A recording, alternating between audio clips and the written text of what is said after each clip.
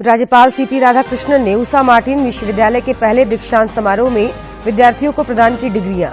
कहा, शिक्षा मानव जाति का सबसे बड़ा उपहार। 15 लाख का इनामी नक्सली इंदल गंजू ने पुलिस और सीआरपीएफ के पदाधिकारियों के समक्ष रांची में किया आत्मसमर्पण। बिहार और झारखंड में दर्ज है 145 मामले। जमीन घोटाला मामले में आज फिर रांची के पूर्व उपायुक्त छवि रंजन हुए ईडी के समक्ष पेश। कई घंटों तक हुई पूछताछ। 13 अप्रैल को छवि रंजन के कई ठिकानों पर हुई थी छापेमारी।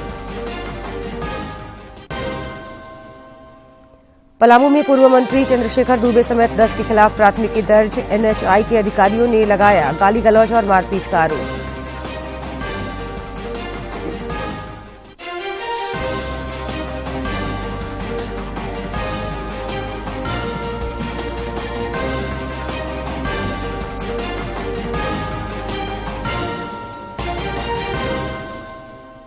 नमस्कार, खबरें झारखंड में आपका स्वागत है। मैं हूं जयलक्ष्मी और अब खबरें विस्तार से। राष्ट्रपति द्रौपदी मुर्मू आज से 3 दिवसीय ओडिशा दौरे पर हैं। दौरे के पहले दिन आज उन्होंने हटब्रदा में ब्रह्मा कुमारी सेंटर द्वारा आयोजित व्यसन मुक्त ओडिशा अभियान की शुरुआत की। अपने उद्घाटन भाषण में उन्होंने युवाओं से नशे से दूर रहने की सलाह दी। ये जो निशाशक्त सेवन निशा छाड़िया को चेष्टा करंतु एवं अन्य माने निशारू केपरि दूरे रहिबो सेथिपाई प्रचेष्टा करंतु। मते लागुछि एथि केवल विकेज बसचंती। विकेज माने तो ये निशा ठारू मुझे बहुत दूर रे से निशा को तो देखिबा तो दूरर कथा ताकू मध्य आघ्राण रे मध्य नियंती नाही। किंतु आपण माननकु आज संकल्प करिया को हेबो। आपण माने तो संकल्पबद्ध पूर्वरु किंतु मुझे मते लागुछि आजि ठारू ताको एक प्रचंड भाव एक मिशन भाव गाँ गाँ बुलिया को हेबो मु जाने। राज्यपाल सीपी राधाकृष्णन आज ऊषा मार्टिन विश्वविद्यालय के प्रथम दीक्षांत समारोह में बतौर मुख्य अतिथि शामिल हुए। राज्यपाल ने दीक्षांत समारोह में सफल विद्यार्थियों को गोल्ड मेडल और डिग्रियां प्रदान की। इस दौरान अपने संबोधन में राज्यपाल ने कहा कि शिक्षा मानव जाति के लिए सबसे बड़ा उपहार है। उन्होंने कहा कि शिक्षा के माध्यम से हम अपनी नैसर्गिक प्रतिभा को निखार सकते हैं। राज्यपाल ने कहा कि प्रधानमंत्री ने शिक्षा के लिए एक समग्र दृष्टिकोण की आवश्यकता पर जोर दिया है, जो रचनात्मक, आत्मीय सोच और समस्या को सुलझाने के कौशल को बढ़ावा देता है।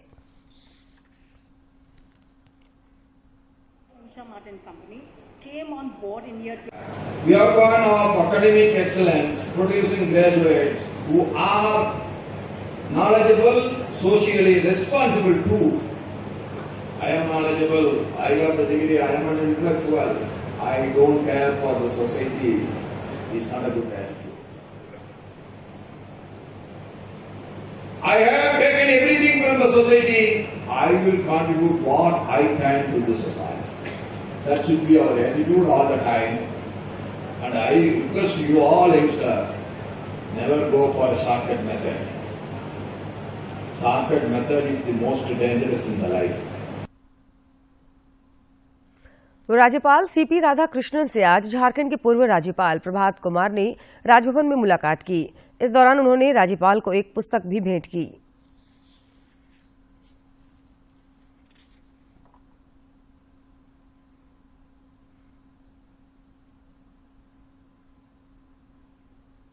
स्वास्थ्य मंत्री मनसुख मांडविया ने देश भर में 100 स्वास्थ्यवर्धक और स्वच्छ भोजन सामग्री विकसित करने के लिए शुरू की गई 100 फूड स्ट्रीट परियोजना की समीक्षा की। इस परियोजना का उद्देश्य स्वस्थ और सुरक्षित भोजन की आदत विकसित करना, भोजन से होने वाली बीमारियों को कम करना और स्वास्थ्य के सभी मानदंडों में सुधार करना है। फूड स्ट्रीट परियोजना को लागू करने के लिए राष्ट्रीय स्वास्थ्य मिशन प्रत्येक फूड स्ट्रीट को 1 करोड़ रुपए की सहायता उपलब्ध कराएगा। देश में पिछले 24 घंटे के दौरान कोविड-19 के 3,962 नए मरीजों की पहचान की गई, जबकि इस अवधि में 7,873 संक्रमित स्वस्थ भी हुए हैं। केंद्रीय स्वास्थ्य मंत्रालय के अनुसार देश में कोविड के 36,244 मामले सक्रिय हैं। इधर झारखंड में पिछले 24 घंटे के दौरान कोविड के 30 नए मरीजों की पहचान की गई, जबकि 165 मरीज स्वस्थ भी हुए हैं। स्वास्थ्य विभाग के अनुसार नए मरीजों में पूर्वी सिंहभूम से 12, गिरिडीह से 9, लोहरदगा से 3 और रांची से 6 मरीज मिले हैं। राज्य के 20 जिलों में कोरोना के एक भी नए मरीज नहीं मिले हैं। सिर्फ 4 जिले में कोरोना के मरीज एक्टिव हैं। राज्य में सबसे ज्यादा पूर्वी सिंहभूम में 185 मरीज एक्टिव हैं। झारखंड विधानसभा की प्राक्कलन समिति 2 दिवसीय स्थल अध्ययन यात्रा पर आज बोकारो पहुंची। समिति के सभापति नीरल पूर्ति की अध्यक्षता में बोकारो परिसदन में जिले के विभिन्न विभागों के पदाधिकारियों के साथ बैठक हुई। इस दौरान विधानसभा में प्रश्नकाल के दौरान आने वाले प्रश्नों के निराकरण को लेकर संबंधित पदाधिकारियों के साथ विस्तृत चर्चा की गई। मौके पर समिति के सदस्य अमर कुमार बावरी, उप विकास आयुक्त कीर्ति श्रीजी समेत अन्य पदाधिकारी मौजूद थे।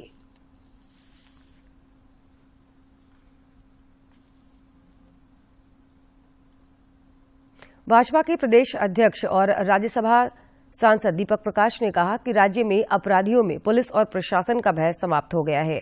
उन्होंने कहा कि राज्य में जंगल राज की स्थिति है। श्री प्रकाश ने राज्य सरकार की विधि व्यवस्था को ध्वस्त बताते हुए कहा कि राज्य की जनता यह जानना चाहती है कि राज्य सरकार कब तक सोती रहेगी। सरकार के आत्मसमर्पण और पुनर्वास नीति से प्रभावित होकर आज रांची में 15 लाख का इनामी नक्सली इंदल गंजू ने पुलिस और सीआरपीएफ के समक्ष आत्मसमर्पण कर दिया। इंदल गंजू संगठन में रीजनल कमांडर था और बिहार और झारखंड में उस पर करीब 145 मामले दर्ज हैं। रांची स्थित आईजी कार्यालय में इसे लेकर एक कार्यक्रम आयोजित किया गया, जहां इनामी नक्सली ने सरेंडर किया। पुलिस इसे बड़ी सफलता मान रही है।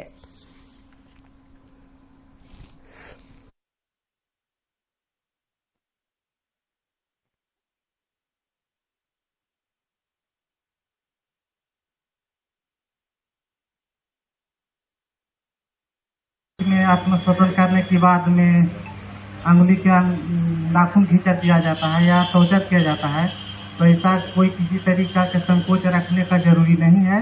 हमारी पूरी प्रशासन जो भी हम उन लोग के बीच में आए, हमारे साथ में अच्छा सलूक किए, अच्छा व्यवहार के साथ में रखें।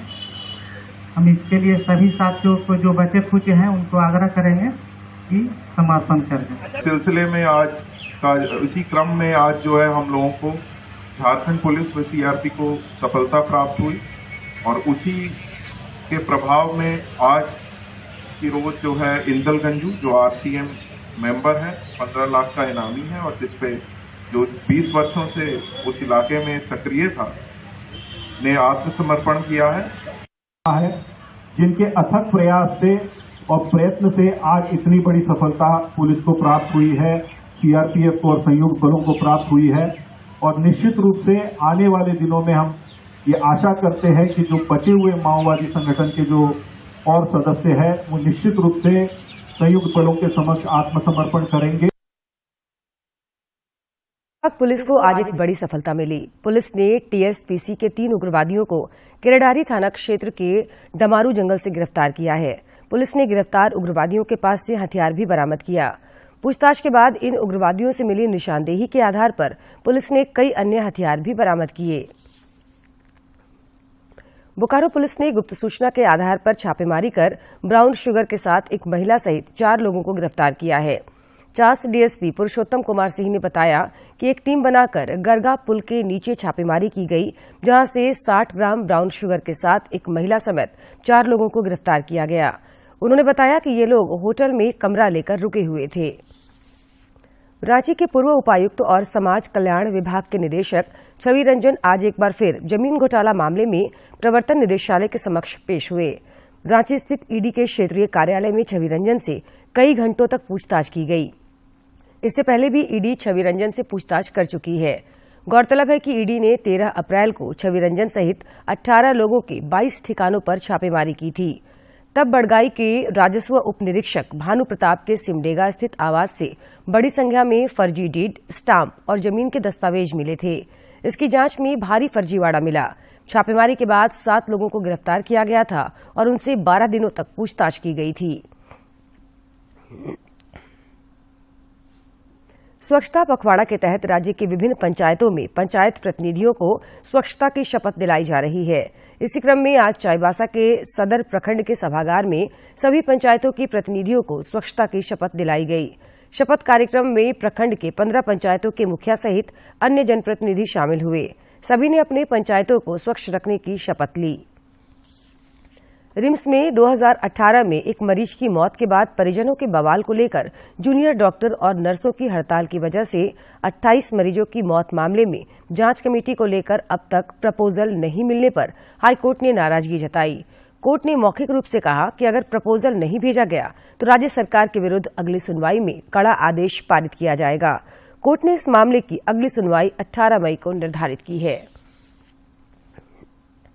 वाम दलों की ओर से रांची में संयुक्त कन्वेंशन 19 मई को आयोजित किया जाएगा। वाम दलों की ओर से इसकी तैयारी की जा रही है। इस कन्वेंशन में भाकपा, माकपा, भाकपा माले, मासस, आरएसपी और फॉरवर्ड ब्लॉक समेत विभिन्न जन संगठन शामिल होंगे। इस कन्वेंशन में झारखंड के 10 प्रमुख जनमुद्दों पर लगातार संघर्ष की योजना तैयार की जाएगी। राजधानी रांची के बिरसा कृषि विश्वविद्यालय में बीज उत्पादन को लेकर एक महत्वपूर्ण बैठक हुई। बैठक में विश्वविद्यालय के कुलपति डॉक्टर ओंकार नाथ सिंह और डायरेक्टर रिसर्च डॉक्टर पीके सिंह समेत कई अन्य कृषि विशेषज्ञ मौजूद रहे। इस दौरान रबी और खरीफ फसलों के लिए किसानों को क्वालिटी बीज उपलब्ध कराने पर चर्चा की गई। बैठक में फसल का उत्पादन बेहतर करने के लिए विशेषज्ञों ने अपनी बात रखी। पलामू जिले के नवाबाजार थाने में national highway authority of India के एक अधिकारी ने पूर्व मंत्री और कांग्रेस के वरिष्ठ नेता चंद्रशेखर दुबे उर्फ ददई दुबे समेत 10 के खिलाफ गाली गलौज और मारपीट करने की प्राथमिकी दर्ज कराई है। आरोप है कि ददई दुबे अपने निजी सहायक और 8 से 10 अज्ञात लोगों के साथ कार्यालय में घुस गए थे और उन्होंने कंपनी के इंजीनियर दीपांजन दत्ता और अन्य कर्मियों के साथ गाली गलौज और मारपीट की थी। नई दिल्ली में एसोचैम की ओर से आज भारत पर्यटन सम्मेलन 2023 का आयोजन किया गया। सम्मेलन में $1 ट्रिलियन पर्यटन अर्थव्यवस्था बनाने में तकनीक के महत्व पर चर्चा की गई। इस मौके पर पर्यटन उद्योग के विकास से जुड़ी एक रिपोर्ट का भी अनावरण किया गया। इस अवसर पर भारत के G20 शेरपा अमिताभ कांत ने कहा कि भारत में पर्यटन उद्योग के विकास के लिए सुनहरा अवसर है।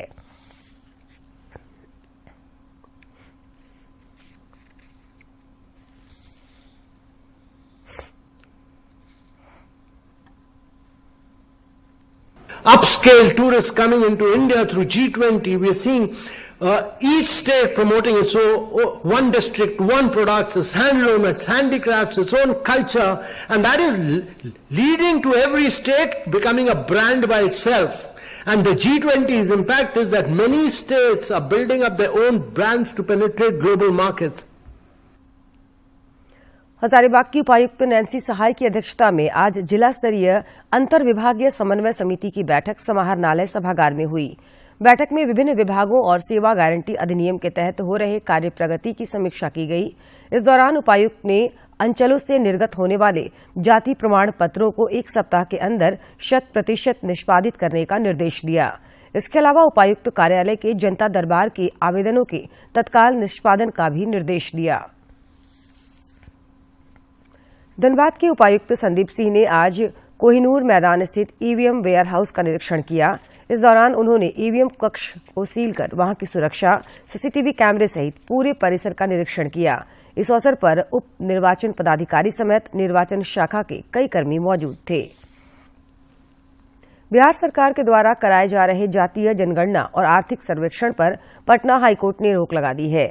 एक याचिका पर सुनवाई करते हुए अदालत ने जाति गणना के डाटा शेयर और इस्तेमाल पर भी रोक लगा दी है। इस मामले की अगली सुनवाई 3 जुलाई को होगी। हाईकोर्ट ने रोक लगा दी है। पटना हाईकोर्ट ने कहा है कि ये असंवैधानिक है इस तरह का फैसला लेना नीति के तहत और इस तरह की जनगणना कराना। इस पर अगली सुनवाई भी होगी। करता है कि ट्रस्टी का जो डिसीजन है कि मिसयूज मनी का नहीं करना चाहिए। आपने एक तरह से इल विल से कहा कि 500 करोड़ रुपया कंटीजेंसी फंड से खर्च करेंगे जो अवैध है। इन सारी बातों को देखते हुए हाईकोर्ट ने इंटरिम स्टे दिया कि on going caste basis proceeding को रोक लगाइए और जो कलेक्शन डाटा किए हैं उसको प्रिजर्व रखिए, लीकेज नहीं हो और इसकी सुनवाई 3/7/2023 को होगी। तो आप लोग नेतरहाट आवासीय विद्यालय के 10वीं कक्षा के छात्र चिरंजीवी आर्यन गुप्ता को भारतीय अंतरिक्ष अनुसंधान संगठन हैदराबाद द्वारा युविका के तहत राष्ट्रीय स्तर पर युवा वैज्ञानिक खोज कार्यक्रम के तहत आयोजित ऑनलाइन प्रतियोगिता परीक्षा में विभिन्न राज्यों से चयनित 350 छात्रों में झारखंड राज्य का प्रतिनिधित्व करने का गौरव हासिल हुआ है। चिरंजीवी आर्यन के इस उपलब्धि पर विद्यालय में उसके सहपाठी एवं सभी शिक्षकों के बीच हर्ष का माहौल है। विद्यालय के प्राचार्य डॉक्टर संतोष कुमार सिंह ने चिरंजीवी आर्यन को सम्मानित किया एवं आशीर्वाद दिया। उन्होंने बताया कि चिरंजीवी आर्यन के हैदराबाद आने और प्रवास की समुचित व्यवस्था विद्यालय स्तर पर की जाएगी। और अब कुछ खबर राज्य के विभिन्न जिलों से।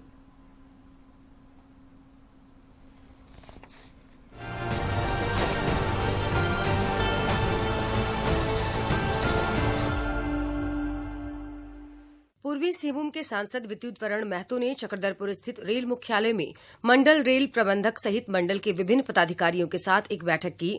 बैठक में रेलवे से संबंधित विभिन्न मामलों पर चर्चा हुई। झरिया की विधायक पूर्णिमा नीरज सिंह ने लोधना के महाप्रबंधक कार्यालय में बीसीसीएल और जनता मजदूर संघ के पदाधिकारियों के साथ बैठक की। बैठक में प्रभावित लोगों के पुनर्वास, विस्थापन और रोजगार की समस्याओं पर सहमति बनी। सपनों की उड़ान कार्यक्रम से जुड़कर इंजीनियरिंग की तैयारी कर रही कस्तूरबा गांधी आवासीय विद्यालय खूंटी की 10 छात्राओं ने जेईई मेंस 2022 क्वालिफाई किया है। इसमें भगवान बिरसा मुंडा की परपोती भी शामिल हैं।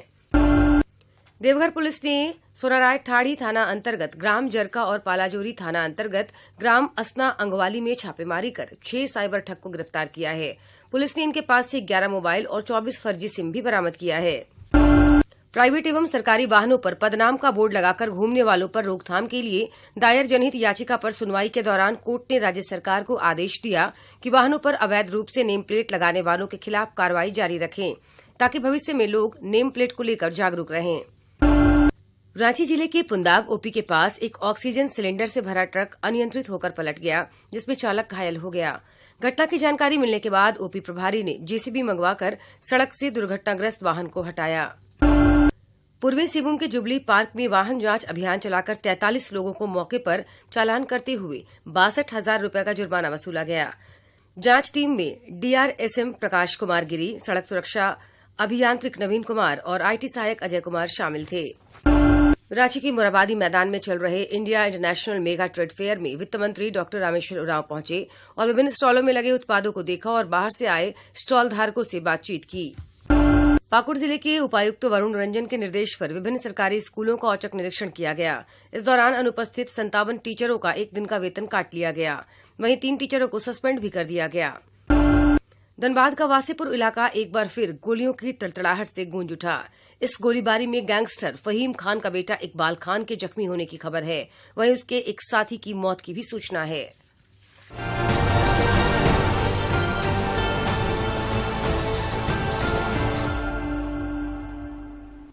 राज्य में हल्के से मध्यम दर्जे की बारिश से मौसम लगातार खुशनुमा बना हुआ है।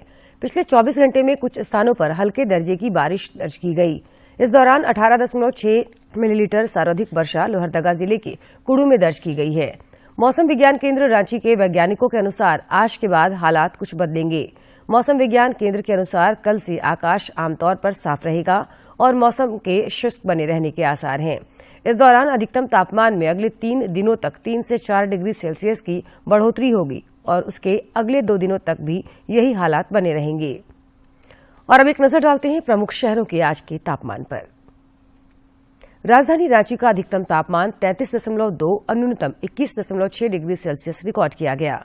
जमशेदपुर का अधिकतम तापमान 35.8 और न्यूनतम 22.8 तथा डाल्टनगंज का अधिकतम तापमान 36.2 और न्यूनतम तापमान 23.4 डिग्री सेल्सियस रिकॉर्ड किया गया। हॉकी की नर्सरी सिमडेगा में आज खिलाड़ियों में गजब का उत्साह देखने को मिला। सिमडेगा जिले की हॉकी टीम के चयन के लिए आज सैकड़ों की संख्या में युवा जुटे। यहां खिलाड़ियों का उत्साह भी खूब दिखा।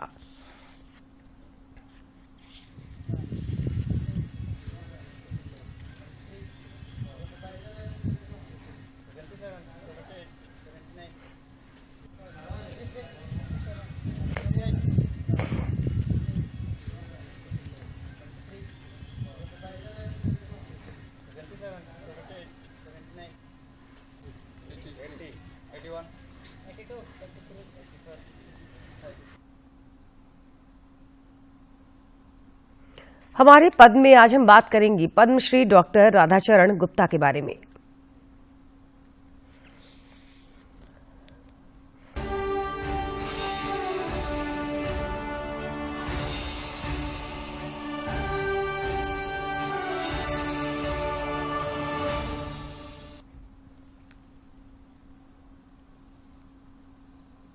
आर्यभट्ट से लेकर रामानुज तक महान गणितज्ञों की कर्मभूमि भारत में झांसी के डॉक्टर राधाचरण गुप्ता एक ऐसे गणितज्ञ हैं जिन्होंने भारतीय गणितीय इतिहास और वैदिक साहित्य में छिपे उन गणित के रहस्यों को उजागर किया जो भुला दिए गए।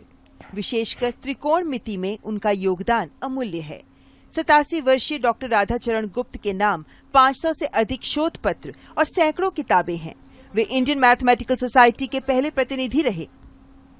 गणित से प्रेम की जो कहानी भारत की आजादी से पहले शुरू हुई, वो झांसी से शुरू होकर लखनऊ तक पहुंची और विश्व स्तर पर भी उसने अपनी छाप छोड़ी।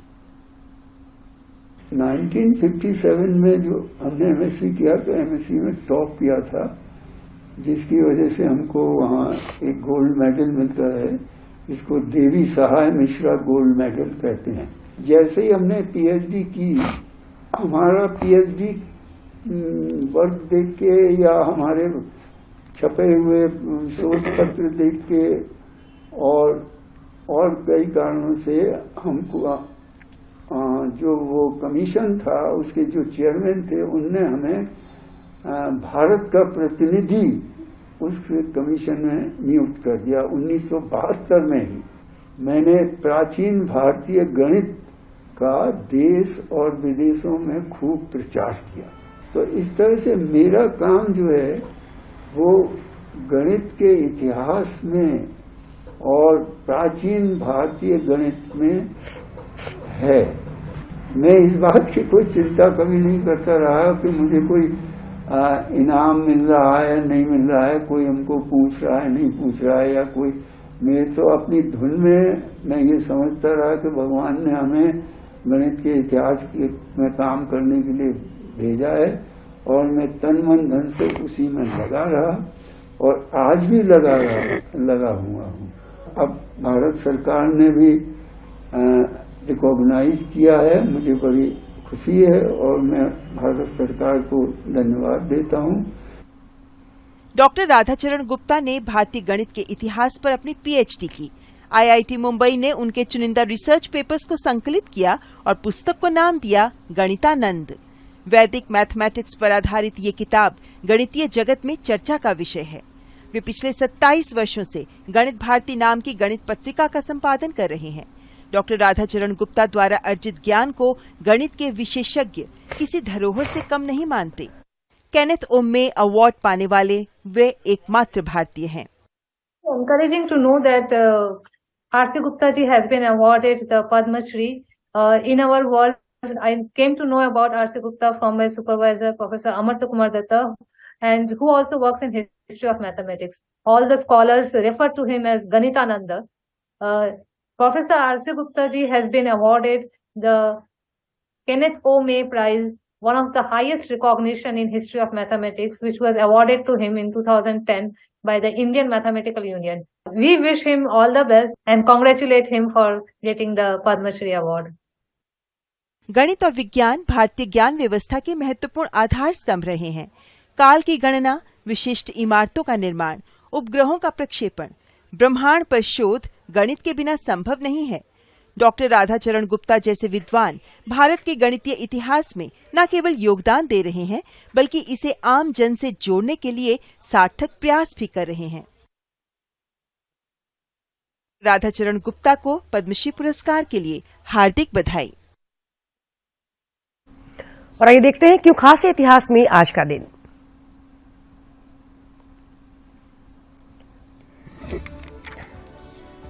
4 मई साल 1959 को पहले ग्रैमी पुरस्कार समारोह का आयोजन हुआ।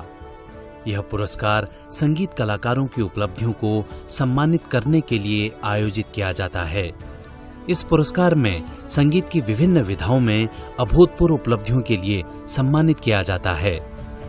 इसमें विजेता को एक ट्रॉफी प्रदान की जाती है, जिस पर सोने का पानी चढ़ा पुरानी शैली का एक ग्रामोफोन बना होता है। संगीत जगत के इस सबसे मशहूर अवार्ड को जीतने वाले सबसे पहले भारतीय रविशंकर थे। उन्हें साल 1968 में बेस्ट चैम्बर म्यूजिक परफॉर्मेंस के अवार्ड से नवाजा गया। 4 मई साल 1905 को देश की पहली महिला सत्र न्यायाधीश अन्ना चांडी का जन्म केरल के त्रावणकोर में हुआ। साल 1937 में केरल के दीवान सर सीपी रामास्वामी अय्यर ने अन्ना चांडी को मुंसिफ यानी दीवानी विभाग के एक न्यायाधिकारी के तौर पर नियुक्त किया। मुंसिफ के पद पर अन्ना दीवानी विभाग के न्यायाधीश के तौर पर छोटे छोटे मुकदमों का फैसला करती थीं। उस दौर में अन्ना लॉ की डिग्री लेने वाली केरल की पहली महिला थीं। साल 1948 में अन्ना चांडी का जिला जज के तौर पर पदोन्नति हुई। इसके बाद अन्ना चांडी केरल हाईकोर्ट की पहली महिला जज भी बनी। केंद्रीय वाणिज्य एवं उद्योग मंत्री पीयूष गोयल ने आज मुंबई में आयोजित फिक्की फ्रेम्स 2023 की वर्चुअली संबोधित किया। कार्यक्रम को संबोधित करते हुए केंद्रीय मंत्री ने कहा कि भारत दुनिया की सबसे तेजी से बढ़ने वाली अर्थव्यवस्था है। That the media and entertainment industry always demonstrates as a key pillar of India's cultural identity, India's rich heritage, and India's soft power. It also resonates with our belief that creativity can indeed enhance commerce. The frontiers of the media and entertainment sector and also help us reach remoter parts of the world with the message of India, a message of a country well on the pathway to becoming a developed nation by 2047, a country which offers matchless talent and skills at very competitive prices, but also the fastest growing large economy in the world, offering unmatched and unparalleled opportunities for economic development and business growth. सेहत की बात में जानते हैं अच्छी नींद के लिए कौन सा योग लाभकारी है।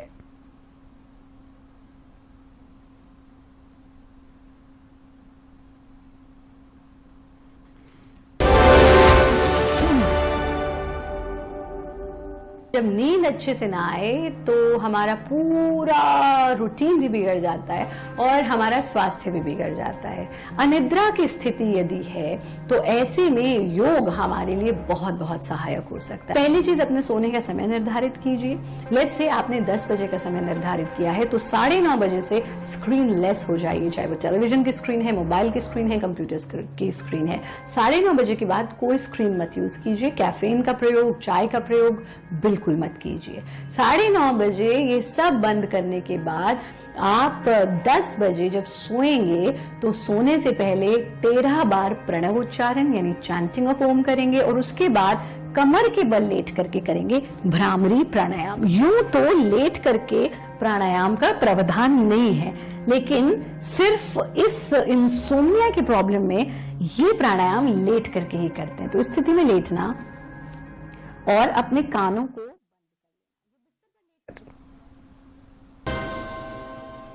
राज्यपाल सीपी राधाकृष्णन ने उषा मार्टिन विश्वविद्यालय के पहले दीक्षांत समारोह में विद्यार्थियों को प्रदान की डिग्रियां। कहा, शिक्षा मानव जाति का सबसे बड़ा उपहार। 15 लाख का इनामी नक्सली इंदल गंजू ने पुलिस और सीआरपीएफ के पदाधिकारियों के समक्ष रांची में किया आत्मसमर्पण। बिहार और झारखंड में दर्ज है 145 मामले। जमीन घोटाला मामले में आज फिर रांची के पूर्व उपायुक्त छवि रंजन हुए ईडी के समक्ष पेश। कई घंटों तक हुई पूछताछ। 13 अप्रैल को छवि रंजन के कई ठिकानों पर हुई थी छापेमारी। पलामू में पूर्व मंत्री चंद्रशेखर दुबे समेत 10 के खिलाफ प्राथमिकी दर्ज। एनएचआई के अधिकारियों ने लगाया गाली गलौज और मारपीट का आरोप।